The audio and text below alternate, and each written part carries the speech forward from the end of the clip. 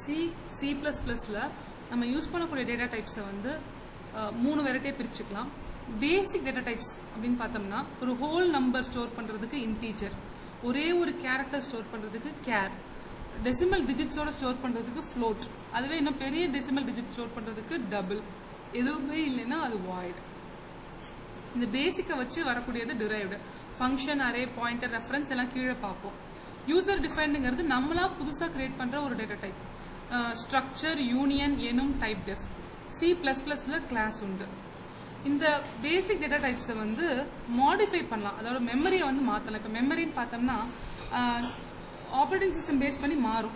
32 bit operating system, 64 bit, அதுக்கு தகுந்த மாதிரி மாறும். நார்மலா ஜென்ரலா வந்து இன்டீஜருக்கு 2 பைட்ஸ், கேரக்டருக்கு 1, ஃப்ளோட்டுக்கு 4 பைட்ஸ், டபுளுக்கு 8 பைட்ஸ்.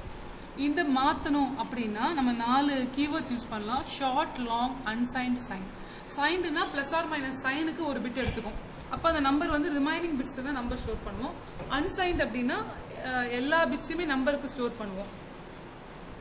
அதனால இன்னும் கொஞ்சம் பெரிய நம்பரே ஸ்டோர் பண்ண முடியும். எல்லாமே பாசிட்டிவ் அப்படின்னு அசியூம் பண்ணிக்குவோம். ஷார்ட், லாங்குங்கிறது நார்மல் மெமரியை விட பாதியோ இல்ல நார்மல் மெமரியை அதுக்கு யூஸ் பண்றதோட டபுளோ.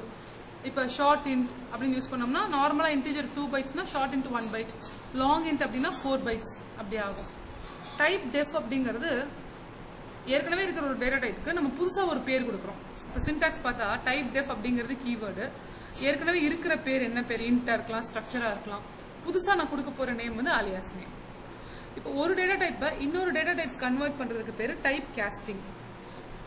யூஸ்வலா வந்து இப்போ ஒரு 2 பைட்ஸ்ல ஒரு டேட்டா டைப் ஸ்டோர் பண்றேன்னா 4 பைட்ல நான் போறப்ப தாராளமா ஸ்டோர் பண்ண முடியும். அப்ப அது வந்து ஆட்டோமேட்டிக்கா கன்வெர்ட் ஆயிடும். அதுக்கு பேர் இம்ப்ளிசிட் டைப் கன்வர்ஷன்.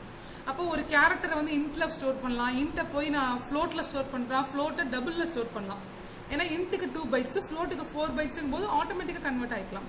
ஆனா அதுவே ஒரு ஃப்ளோட்ல இருக்கிற ஒரு நம்பரை நான் இன்டீஜரா கன்வெர்ட் பண்ணணும்னா நான் எக்ஸ்பிளிசிட்டா டைப் கன்வெர்ட் பண்ணி ஆகணும். அதாவது ஹையர் டேட்டா டைப்ல இருந்து லோவர் கன்வெர்ட் பண்ணும்போது எக்ஸ்பிளிசிட்டா பண்ணணும்.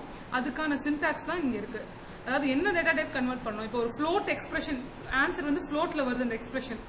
அந்த ஃப்ளோட் ஆன்சரை நான் இன்ட்டுக்கு மாத்தணும்னா நான் பிராக்கெட்டுக்குள்ள இன்ட் அப்படின்னு போட்டேன்னா தான் அது ஆட்டோமேட்டிக்கா அது எக்ஸ்பிளிசிட்டா கன்வெர்ட் ஆகும்.